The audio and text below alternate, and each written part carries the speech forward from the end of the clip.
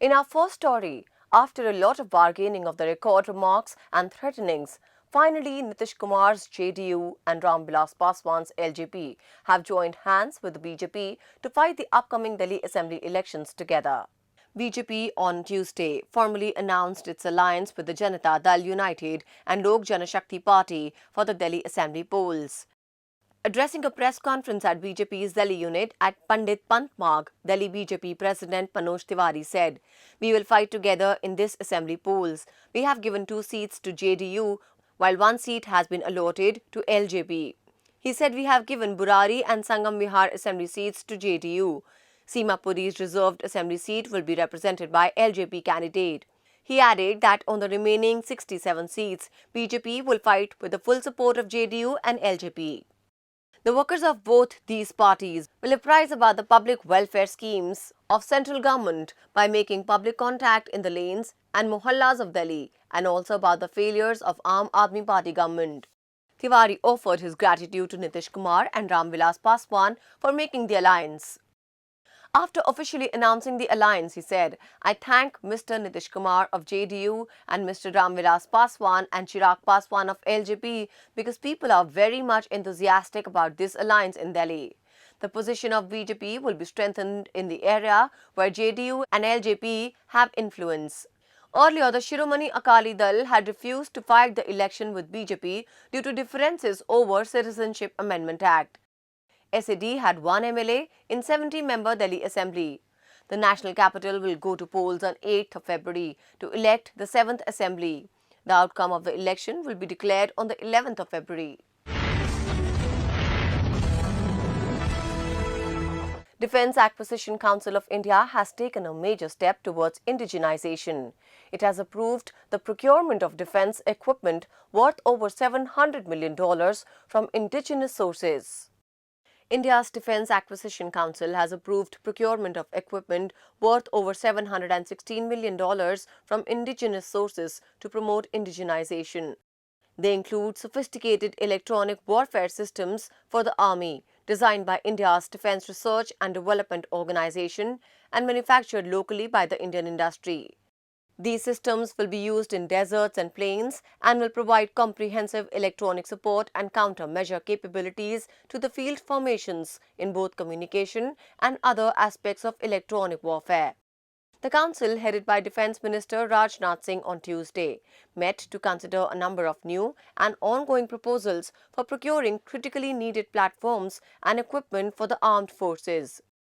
The council also approved prototype testing of troll assemblies designed by DRDO for T-72 and T-90 tanks, providing an important indigenous demining capability to the Army. The DSC also accorded approval for inclusion of innovations for defence excellence in defence procurement procedure. This will provide avenues in capital procurement for the armed forces to startups and innovators working for IDEX and provide huge fillip to their budding efforts. In another significant step, the DAC also approved shortlisting of Indian strategic partners and the potential original equipment manufacturers that will collaborate with SPs to construct 6 conventional submarines in India.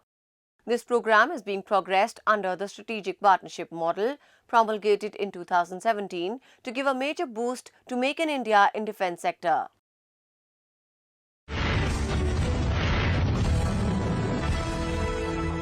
Supreme Court of India has expressed its annoyance over Tamil Nadu government's handling of the issue of pardon in Rajiv Gandhi assassination case. The state government cannot suspend or give pardon to convict when CBI-led multidisciplinary monitoring agency inquiry is going on. India's apex court, Supreme Court of India, on Tuesday pulled up the Tamil Nadu government on the issue of pardon of convicts in the Rajiv Gandhi assassination case. It was hearing a plea by one of the convicts, A.G. Pararivalan, for suspension of life sentence till the completion of the probe by the CBI-led multidisciplinary monitoring agency into the larger conspiracy behind the assassination of the former Prime Minister on 21st May 1991 in Sriperumbudur by a woman suicide bomber of the Liberation Tigers of Tamil Elam.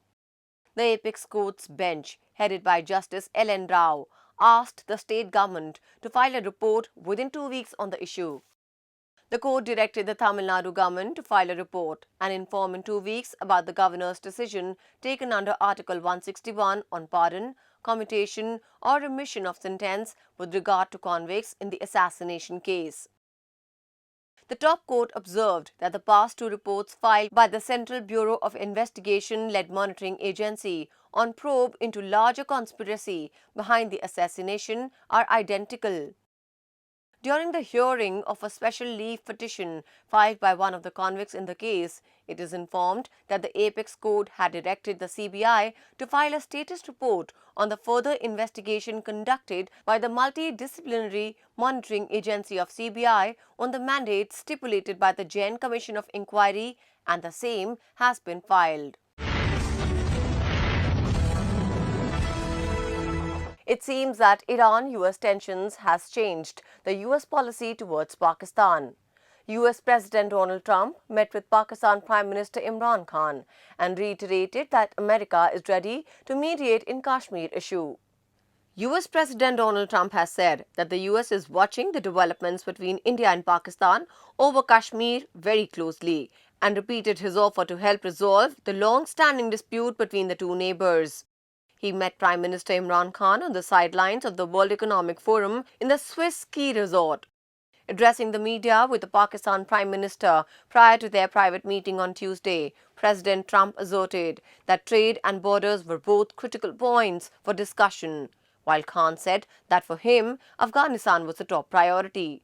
Trump told Khan that he would speak to Prime Minister Narendra Modi about the ongoing Kashmir issue.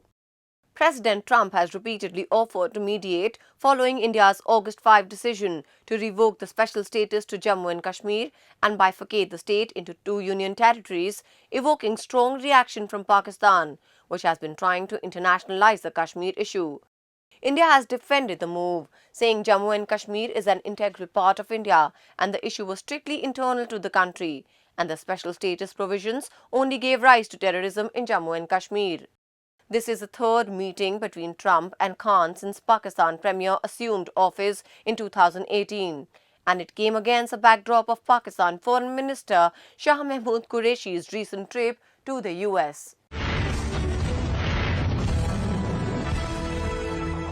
According to a report, India presents a potential investment opportunity for private sectors of over $1 trillion by 2030.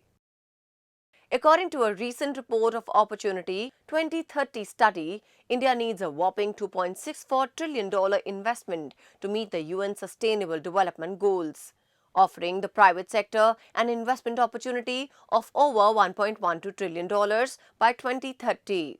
According to the Standard Chartered SDG investment map, the total investment that India needs to make by 2030 is a whopping $2,633.9 billion.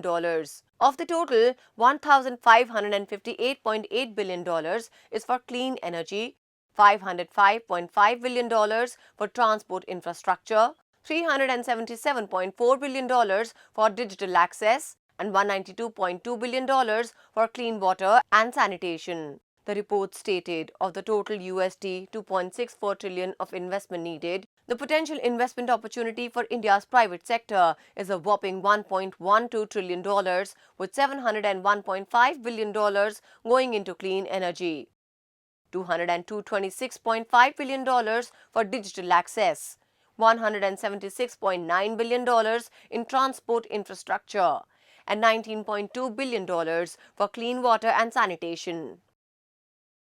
India represents $1.124 trillion of SDG opportunity, or more than 10% of the $9.668 trillion opportunity for private sector investors across all emerging markets to help achieve the UN goals.